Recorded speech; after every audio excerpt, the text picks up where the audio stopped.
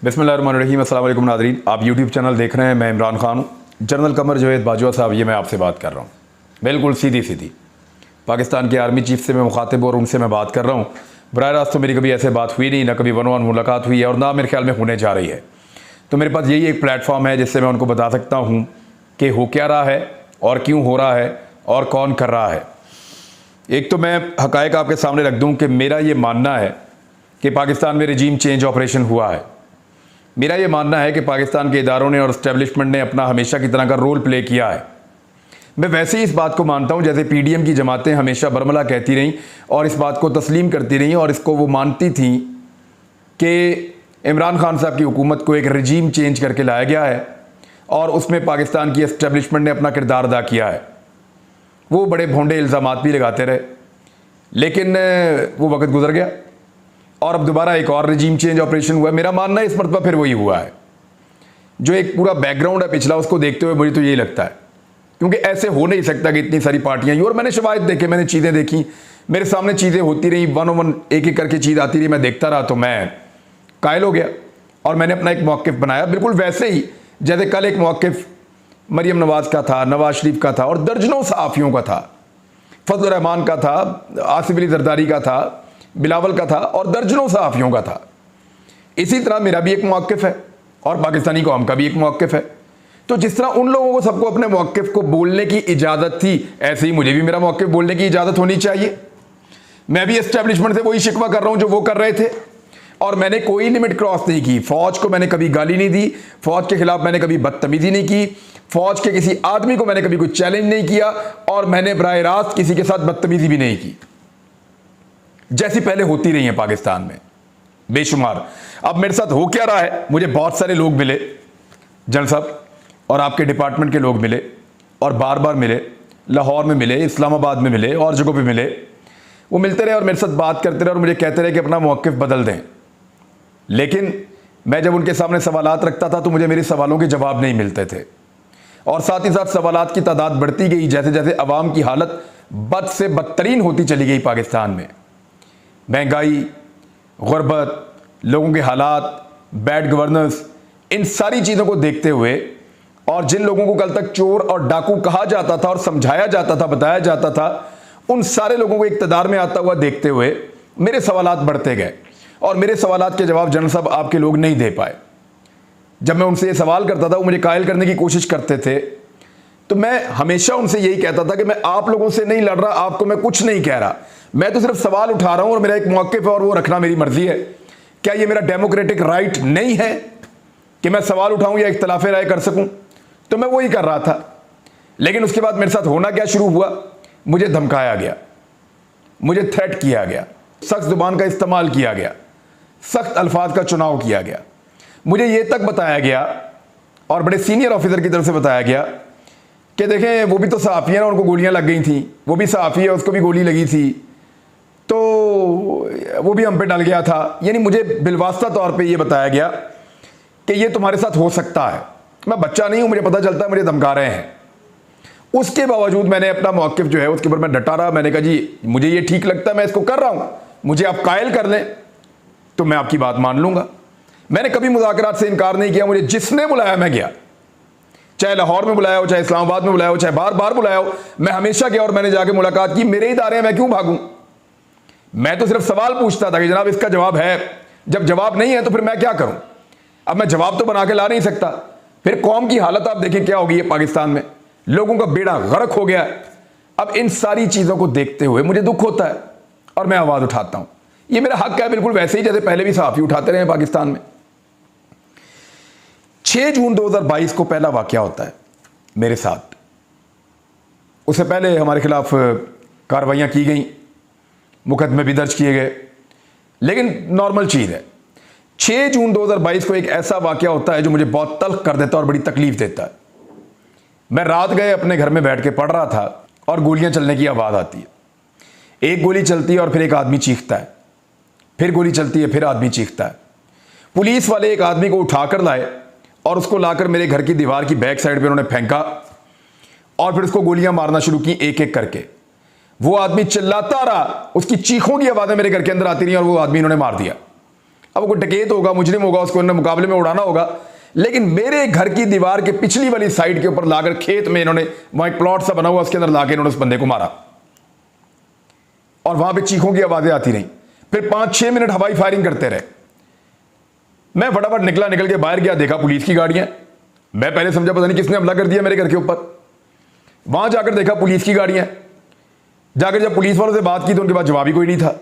उन्होंने कहा जी मोटरसाइकिल पे डाकू आए थे, फायरिंग हुई है, बंदा मर गया, हम उठा के ले गए। वो खून वहां पे बंदे का बह रहा था, गरम गरम खून उसका बह रहा था। लाश उठा के ले गए थे पहले 2 मिनटों में ही, 2-3 मिनटों में लाश उठा के ले गए थे। खून बंदे का बह रहा था और मोटरसाइकिल जो वहां खड़ी थी जिसके ऊपर मुबैना तौर पे डाकू आए थे, जब मैंने उसके साइलेंसर को हाथ लगाया तो वो यक ठंडा था। यानी एक झूठा पुलिस मुकाबला मेरे घर की बैक साइड पे इन्होंने बनाया। सिर्फ मुझे, मेरे बच्चों को, मेरे वालिदैन को, जो आखिरी कमरा मेरे वालिदैन का है या मेरे बच्चों का है, हम सबको हरासा करने के लिए यह कार्रवाई की गई लाहौर में। और उसके बाद क्या होता है, मजीद मुकदमा दर्ज होते हैं, हम अपनी जमानतें करवाते हैं, हमारे ऊपर फिर दबाव डाला जाता है। बार बार लोग मुलाकातें करते हैं, दबाव डालते हैं, लेकिन हमारे सवालों का जवाब नहीं दिया जाता। कोई हमारे सवाल का जवाब देने के लिए तैयार नहीं है। और फिर एक दिन मुझे पता चलता है कि मुझे फैंटी लगानी है कुछ लोगों ने सादा कपड़ों में, जैसे लगाई है अयाज अमीर को। इसी तरह मुझे कुछ लोग मारना चाहते हैं, मेरी गाड़ी को रोक के मुझे उतार के मुझे मारना चाहते हैं। को बाजू या टांग तोड़ देंगे या दांत तोड़ देंगे, इस तरह का उनका इरादा है। तो मैं क्योंकि अपने साथ सिक्योरिटी रखता हूं, और सिक्योरिटी इसलिए नहीं रखता कि मुझे कोई शौक है या कोई मुझे दिखावे का शौक है। मुझे आईएसआई ने, आपके ऑफिसर्स ने, वो अभी भी आपके अंडर काम करते हैं, जनरल साहब आप उनसे पूछ लें, क्या उन्होंने मुझे कई मरतबा नहीं कहा, क्या उन्होंने थ्रेट लेटर जारी नहीं किया, क्या उन्होंने बार बार नहीं कहा कि आपको सिक्योरिटी की जरूरत है, आप रास्ते बदल बदल के जाएं, क्या उन्होंने नहीं कहा कि आप अपने असला लाइसेंस लें और अपने साथ सिक्योरिटी के गार्ड्स भी आप रखें, क्या वो मुझे इसमें फैसिलिटेट नहीं करते रहे? आपके इदारों के लोगों ने मुझे बताया कि फला फला तंजीम से तुम्हें खतरा है, और वो तकरीबन 15-20 प्रोग्राम है, वो मैंने अब अदालत के लिए भी निकाल कर रखे हैं ताकि अदालत को हम बताएं कि वो किस तरह के प्रोग्राम है जो हम कर रहे थे, किन हालात में, जिनकी वजह से ये खतरात मौजूद थे। और बाकायदा एजेंसीज की रिपोर्टें थी, और उन्होंने मुझे वर्बली भी कहा था कि आप सिक्योरिटी का बंदोबस्त करें। तब मैंने ये सिक्योरिटी के लिए कुछ हथियार लिए, कुछ सिक्योरिटी गार्ड अरेंज किए। कभी जिंदगी में हमने अपने वेपन को डिस्प्ले नहीं किया खतरा होने के बावजूद। हर हथियार को हमेशा गाड़ी के अंदर छुपा कर रखते थे ताकि लोग ये ना समझे कि हम दिखावा कर रहे हैं। और इसके बावजूद मुझे पता चलता है जी कि मेरे हथियार वापस लिए जा रहे हैं। और मुझे पता कैसे चलता है, वो जो लोग जिनको ये कहा जाता है कि इसके हथियार वापस लेने और इसके खिलाफ ये कार्रवाई करनी है, वो लोग मुझे खुद राब्ता करके बताते हैं कि जनाब हम आपके साथ ये करने वाले हैं। तो जनरल साहब जब मैं उन्हें पूछता हूं कि जनाब मेरे साथ ये क्यों करने वाले हैं, तो वो कहते हैं जी हमें बहुत दबाव है। और दबाव है कहां से? सेक्टर कमांडर लाहौर जो हमारे ब्रिगेडियर राशिद साहब है, मैं उनसे मिला हूं, बड़े अच्छे तरीके से मिले थे मुझे वो। लेकिन मुझे पता चल जाता है कि दबाव कहां से आ रहा है। लाहौर के ऑफिस से दबाव आ रहा है आईएसआई के, और कहा जा रहा है कि जनाब इसके हथियार वापस ले लो। और उसके बाद बगैर किसी जवाब के, बगैर किसी लीगल जस्टिफिकेशन के मेरे सारे हथियार वापस ले लिए जाते हैं। मुझे निहत्था कर दिया जाता है ताकि इसको फैंटी लगाई जा सके। पुलिस आती है, मुझे लेटर दिखाती है, मेरे हथियार देती है, चली जाती है। अब मेरे सिक्योरिटी वालों के पास हथियार मौजूद नहीं है। मेरे पास एक गाड़ी है जो मैंने तकरीबन 6 महीने की इंक्वायरी भुगतने के बाद वो लाइसेंस लिया था, और मेरे पास नहीं है जनरल साहब, बहुत सारे लोगों के पास है। आपके बेशुमार ऑफिसर्स के पास भी है बुलेट प्रूफ गाड़ियां, बहुत सारे सहाफियों के पास भी है बुलेट प्रूफ गाड़ियां, और बहुत सारे बेशुमार पॉलिटिशियंस के पास भी है बुलेट प्रूफ गाड़ियां। और इवन आपने बहुत सारे ऐसे लोगों को भी दी हुई है जिनको गैर जरूरी है। तो मुझे बाकायदा कहा गया था कि आपकी सिक्योरिटी, आपकी जान को खतरा है। तो हमने एक कुछ सस्ती गाड़ी ढूंढी हुई थी, मैंने अप्लाई कर दिया उसके लिए, परमिट के लिए, लाइसेंस के लिए, कि मुझे लाइसेंस मिलेगा तो फिर मैं गाड़ी ले लूंगा। और तकरीबन 5-6 महीने हर तरह की एजेंसी की इंक्वायरियां भुगतने के बाद बिलाखिर मुझे ये लाइसेंस मिल गया, क्योंकि बहुत सारे और साथियों को भी मिला हुआ था। वो लाइसेंस भी मेरा अचानक मुझे लेटर आता कि वो भी कैंसिल हो गया, अब आप ये गाड़ी भी नहीं चला सकते। मैं उस वक्त ट्रेवल कर रहा था लाहौर से इस्लामाबाद की जानिब, और फिर लगातार मेरे ऊपर एफआईआर का सिलसिला शुरू हो जाता है। 1, 2, 3, 4, 5, 6, 7, 8, 17 एफआईआर जो हैं वो 24 घंटे के अंदर अंदर जनरल साहब मेरे खिलाफ कटवा दी गई पूरे के पूरे पंजाब के अंदर। और ये ज्यादातर एफआईआर का कंटेंट एक ही है, एक ही तरह के लफ्ज लिखे हुए हैं।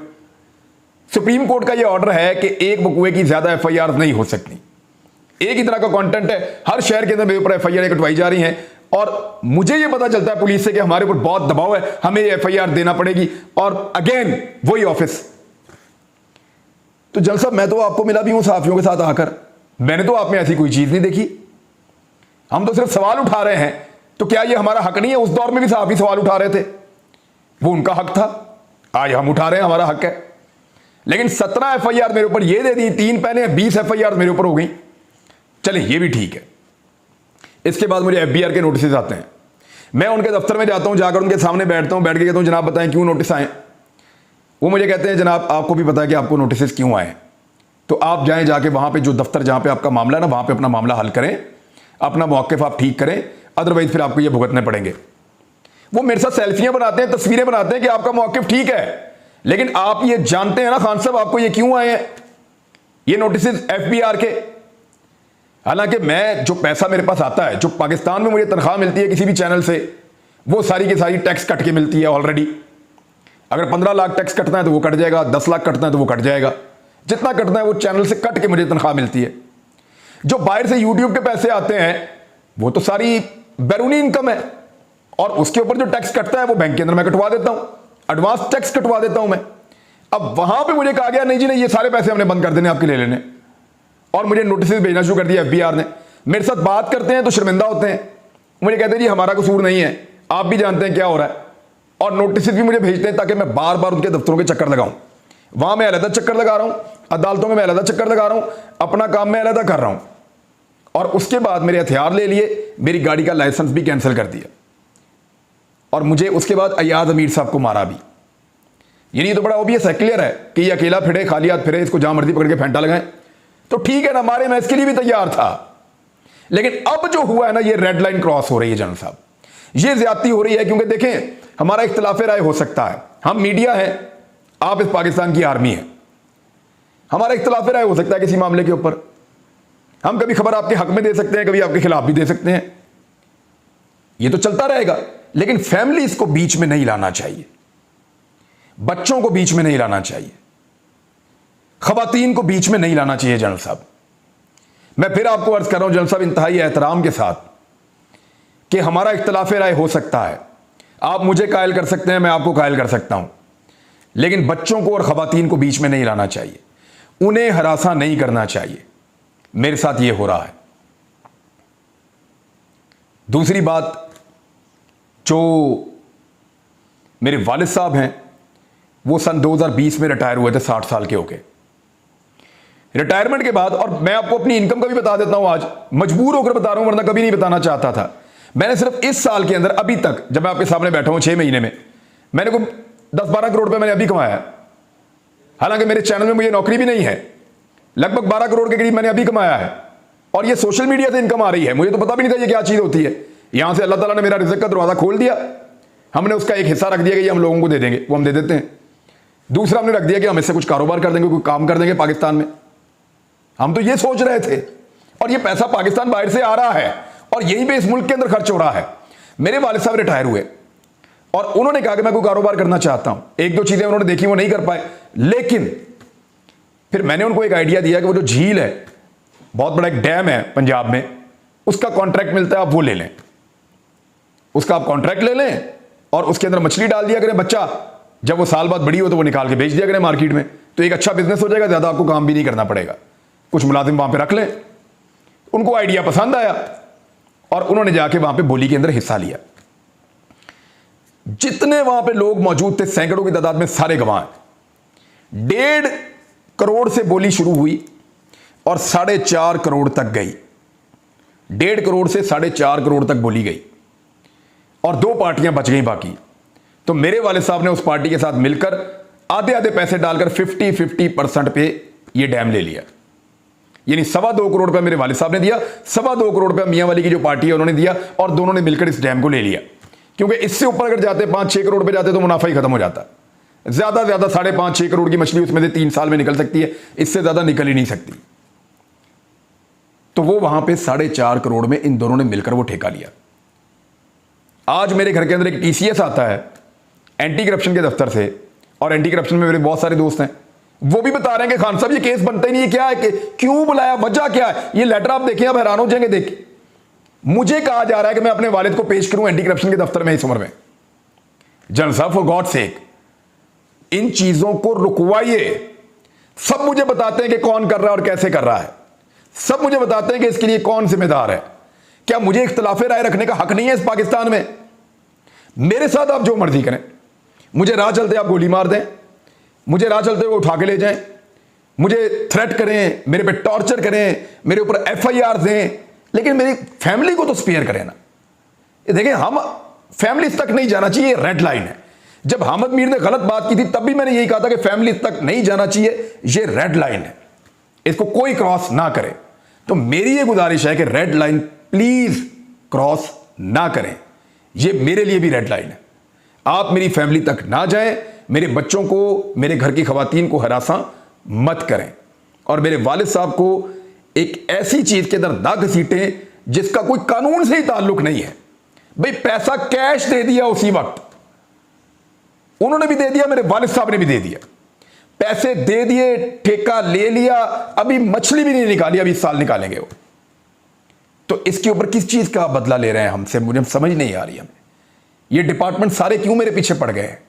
वाइल्ड लाइफ वाले मुझे कॉल करते हैं, वो जी पूछ रहे हैं आपके बारे में कि आपके खिलाफ क्या किया जा सकता है, चीजें निकालें। वो शराफत बेचारा, वो मेरे भाई की वजह से मुझे मिलने आता था। PP 168 के अंदर मलक असद खोखर को उससे बहुत प्रॉब्लम है, वो वहां पे बहुत सारे वोट निकाल सकता है। उसको गिरफ्तार कर लिया डकैती के मुकदमे में, वो करोड़ोंपति हैं वो लोग, 45,000 की डकैती में उसको गिरफ्तार कर लिया। आज जज साहब ने उसको जमानत दी कि यार नहीं, ये ज्यादती है, ये जुल्म है, ये बंद किया जाए ना, ऐसा जुल्म करो इस आदमी के साथ, इसको जमानत दो फौरी तौर पे। वो बेचारा जेल से बाहर निकला, CIA फिर पकड़ के उसको जाके फिर बंद कर दी। ये तो इंसाफ चल रहा है इस मुल्क में। यानी क्या करेंगे आप जुबान बंद करने के लिए? मैं फिर सारा कुछ बंद करके चुप करके बैठ जाऊं? सहाफत भी है, वो किसी से आप करवा लें अपनी मर्जी की। इख्तिलाफ राय को बर्दाश्त कीजिए, इख्तिलाफ राय को बर्दाश्त कीजिए। मेरे सवालों का जवाब है तो किसी को भेजिए, वो मुझे मेरे सवालों का जवाब दे के मुझे कायल कर ले, अदरवाइज सवाल तो मैं उठाता रहूंगा। और जनरल साहब इससे फर्क नहीं पड़ेगा, ये जितना कुछ भी मेरे खिलाफ किया जा रहा है, जो लोग भी कर रहे हैं, मुझे बिल्कुल उम्मीद नहीं है कि आप इन लोगों को स्पेयर करेंगे। मुझे पता है कि आप मना करेंगे, मुझे पता है कि आपको इनको कहना चाहिए कि यार ये ज्यादती मत करो, फैमिली तक ना जाओ और ये झूठे मुकदमे मत कराओ। लेकिन फिर भी अगर ये करेंगे तो मैं तो चुप नहीं करूंगा, मैं अपनी बात करता रहूंगा, क्योंकि मुझे आप लोगों ने कायल किया था कि ये सारे बेईमान हैं, चोर हैं, डाकू हैं। मैं इनको मुल्क पे मुसल्लत नहीं होने दूंगा। अब तक के लिए इतना ही, अपना ख्याल रखिएगा। अल्लाह हाफ़िज़।